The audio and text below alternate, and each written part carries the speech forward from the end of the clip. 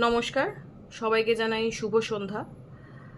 খুব বেশি একটা সময় নিয়ে ভিডিও করতে আমি এখানে আজকে আসিনি, কারণ খুব বেশি সময় আমার কাছেও নেই, কারণ আমাকে আবার আমার কাজে ফিরতে হবে। প্রত্যেক মানুষের কিছু ব্যস্ততম লাইফ থাকে, লাইফে কিছু ব্যস্ততা থাকে আর কিছু চয়েসও থাকে। তো প্রথমেই বলি, আমার এই জার্নিটা শুরু হয়েছিল 19 সাল থেকে। হঠাৎ করে যখন আমি 19 সাল থেকে আমার কর্মময় জীবন এক জায়গা থেকে আরেক জায়গায় ট্রান্সফার হই, সেখানে প্রচণ্ড লড়াই করে আমাকে শুরু করতে হয়েছিল আমার জীবন চলনা। সেই লড়াই করতে করতে কোথায় আমি 1 বছরের মাথায় গিয়ে আমার বিয়েও হলো, আর ঠিক তার সাথে সাথে আমি আমার মাকেও হারালাম। তো প্রত্যেকটা মুহূর্ত, প্রত্যেকটা সময় আমাকে শিখিয়েছে কিভাবে বেঁচে থাকতে হয়, পাশের মানুষগুলোর সাথে লড়াই করে, পরিবেশের সাথে লড়াই করে, আর সময় পরিস্থিতির সাথে লড়াই করে। তো প্রত্যেকটা সময় ধাক্কা খেতে খেতে এই ছোট্ট মেয়েটা তখন কিন্তু সব শিখে গেছিল। তা তখন মাকে হারানোর পরে আমি সেখানে খুবই একা হয়ে গেছিলাম। তারপরে সময়টা আসে, আমার বাবা কখনো গিয়ে আমাকে দেখে আসতো, বাজার টাজার করে দিত। আর এমনই একটা জায়গায় ছিলাম আমি, মালদার কালিয়াচক, যেটা শুনলেই অনেকের মনে হয় রোমহর্ষক জায়গা, একটা গায়ে কাটা দেয়। সেই জায়গাতেই আমি নিজেকে কিভাবে গুছিয়ে নিয়েছিলাম সে একমাত্র আমি জানি, আমার সেই সময় যারা পাশে ছিল শুধু তারা জানে, আর আমার ঠাকুর জানে। তো সেই জায়গা থেকে বাবা, কখনো আমার হাজবেন্ড আমাকে দেখে আসতো, আমার দরকারি জিনিসপত্রগুলো নিত্য দৈনন্দিন জীবনে যা দরকার দিয়ে আসতো। কিন্তু মা না থাকলে যা হয়, পাশে কাউকে না পেয়ে কিভাবে সেই জায়গা থেকে আমি লড়াই করে করে প্রত্যেক দিন ঠাকুরকে বলে সেই জায়গা থেকে ট্রান্সফার হয়ে আজকে আমি কলকাতার মতো জায়গাতেও এসেছি, যেটা আমার বাড়ি থেকে কাছেই বলা চলে। যেখানে ছিলাম 400 কিলোমিটার দূরে, সেই ভয়াবহ গ্রামের জায়গায় দিনের পর দিন কারেন্ট না থাকা, জল না পাওয়া, তারপরে তো ঝড় বৃষ্টি হলেই সেখানকার পরিস্থিতি পুরো অন্যরকম হয়ে যেত। কিভাবে যে আমি প্রত্যেকটা রাত কাটিয়েছি, পাশে শিয়াল, কখনো সাপ ঢুকে যাচ্ছে। কারণ গ্রামে যখন রুরাল হাসপাতালে কেউ চাকরি জীবন করতে যায়, চাকরি জীবন নিয়ে যায়, স্বাস্থ্য বিভাগের কাজ করলেই তারা বেশি আরও বুঝতে পারে। তো সেখানে সব কিছু ঢুকে যাচ্ছে, একটা মেয়ে মানুষ হয়ে আমি এত কি করে সামলাবো। প্রত্যেক দিন মায়ের ফটোর দিকে তাকিয়ে কান্না, প্রত্যেক দিন পুজো দিতে গিয়ে ঠাকুরকে বলা যে আমাকে এই জায়গা থেকে তুমি মুক্তি দাও, হয় তুমি আমার চাকরিটাকে সরিয়ে দাও, আমার চাই না, বা তুমি আমাকে এই জায়গা থেকে মুক্তি দাও। কিন্তু আবার মাথাতে এটাও কাজ করতো যে একটা মেয়ের পক্ষে নিজের পায়ে দাঁড়ানো কিন্তু চারটিখানি কথা না। সেই জায়গা থেকে যদি চাকরি ছেড়ে দিয়ে আসি, লোকের কাছে কিন্তু আমাকে অনেক টিপ্পনি শুনতে হবে। তাই সেই যুদ্ধ করে আমি সেই জায়গা থেকে এসেছি। আমার জীবনের চয়েস ছিল যে হ্যাঁ, আমি সংসার সামলাবো, আমি ধর্মজগৎ সামলাবো, আমি কর্মজগৎ সামলাবো।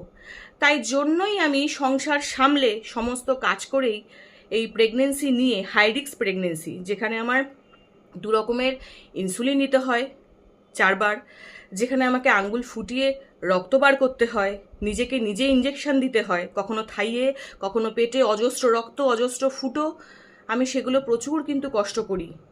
তারপরেও আমি হাসি মুখে সংসার সামলে যেটুকু যা কাজ করা, রান্নাবান্না, ঘর গোছানো, কাচাকাচি সব কিছু করেই কিন্তু আমি অফিস করি, অফিস করে আসি। অনেকেই বলে তুমি তো ছুটি পাবে, ম্যাটারনিটি লিভ, তাহলে কেন নিচ্ছ না?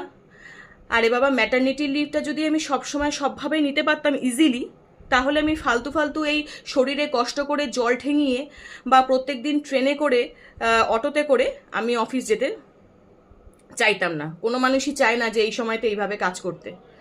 নিশ্চয়ই কিছু সমস্যা রয়েছে।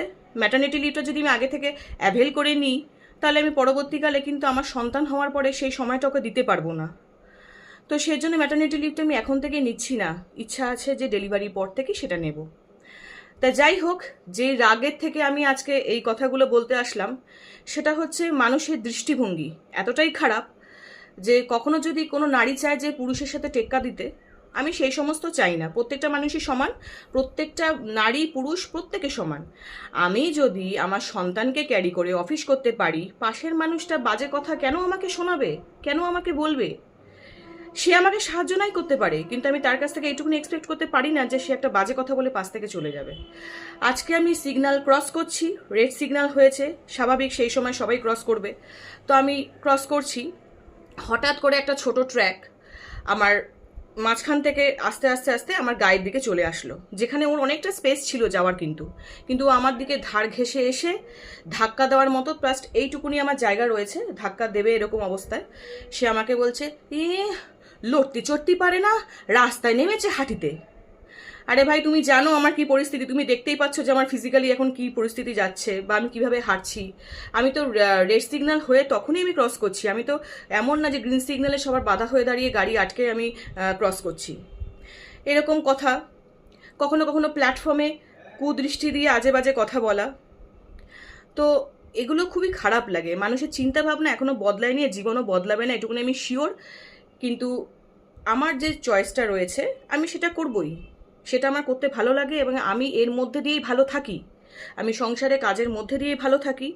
আর যবে থেকে মা চলে গেছে আমি একটু একটু করে এই সংসারে গৃহকর্ত্রী হয়ে উঠেছি। বাবাকে দেখা, স্বামীকে সামলানো, নিজেকে সামলাবো, এমনকি আমি এই অবস্থায় আমার বাবাকে ট্রিটমেন্ট করাতে নিয়ে গেছি মুকুন্দপুর, আনন্দপুর মতো জায়গাতে, সাউথ কলকাতায়। আমার সেগুলোও মনে আছে, মেডিকা, আরএনটিগড়, ফর্টিস, আমরি। আমার বরকেও নিয়ে যাই, নিজেকেও দেখাই। যার কোনো অপশান নেই, যার জীবনে কিছু চয়েস নেই বা কিছু দরকারে সে নিজেকে বেরোতে হচ্ছে, তাকে বেরোতে হবে এই অবস্থায়। কিন্তু বাজে কথাগুলো যারা বলতে আসে বা শোনাতে আসে, তাদের প্রতি আমার একটাই বক্তব্য, কোনো নারী যদি কোনো কাজে করতে যায় বা তাকে পরিবেশ পরিস্থিতিগত অবস্থা দেখে তাকে রাস্তায় নামতে হয় কাজ করতে, বাজে কথা শোনাবেন না। দয়া করে তার সাহায্য করতে না পারুন, অনেকেই আছে বসতে দিতে চায় না, আমি এই অবস্থায় দাঁড়িয়ে থাকি। তো সময় বাড়ছে, আস্তে আস্তে আমার কিছু শারীরিক সমস্যাও বাড়ছে, ওঠা বসা, কোমরে পিঠে যন্ত্রণায় ফেটে যাওয়া, ঘুম না হওয়া, তারপরেও কিন্তু আমি হাসি মুখে সকাল থেকে প্রত্যেকটা কাজই করি। আর তারপরে পাগুলো ফুলে যাওয়া, কি যে কষ্ট সেটা বলা যায় না। আর সেটা বলেও তো লাভ নেই না, কেননা মা হতে গেলে এই সমস্ত কষ্ট সহ্য করতেই হবে, স্বাভাবিক, সবাই করছে, আমাকেও করতে হবে। তো সেটাই আমার বলা, তাতে আমার কোনো অসুবিধা নেই, তাতে আমার কোনো অধৈর্য ভাবও নেই। কিন্তু এই কথাগুলো যতটা পৌঁছাবে, আমি আমার ফেসবুক থেকে এই ভিডিওটা আজকে আমি ছাড়বো, তাই মানুষকে খারাপের দিকে আশকারা দেবেন না, খারাপ কথা শোনাবেন না, কটু কথা বলবেন না। তার পরিস্থিতি জানুন, তার কি কেন করছে, কি বৃত্তান্ত, সেটা না জানতে চাইলেও না জানুন, তাতে কোনো অসুবিধা নেই। কিন্তু নোংরা কথাগুলো বলা, সমালোচনা করা, এগুলো বন্ধ করুন। তাতে আপনার ভালো হবে, আপনার বাড়ির লোকেরও ভালো হবে। এই সমস্ত বন্ধ করুন। যেটা যে করছে সেটা যদি সে ভালোর জন্য করে, মঙ্গলের জন্য করে, তাকে করতে দিন। তারও তো সংসার আছে, তারও ঘরে অনেকে থাকে, তাকেও সংসারটা চালাতে হয়, তাকেও কাজ করতে হয়। তাই আমার চয়েস ছিল এটাই, যে সব দিক সামলানো, তাই আমি সব দিক সামলেও কাজ করে যাচ্ছি। যাই হোক, সবাই এটাই বলবেন, আশা রাখবো ঠাকুরের কাছে যে আমার সব কিছু যেন খুব ভালো মতো হয়ে যায়। আপনারাও ভালো থাকবেন, এটাই আমি প্রার্থনা করি। আর আমারও সব কিছু ঠিকঠাকভাবে সুস্থভাবে হয়, সেটাও আপনারা চাইবেন। আজ এই পর্যন্তই, ভিডিওটি আর লম্বা করব না, আর বাড়াবো না। তো এখানে জানি আপনাদের সবাইকে আরও একবার নমস্কার।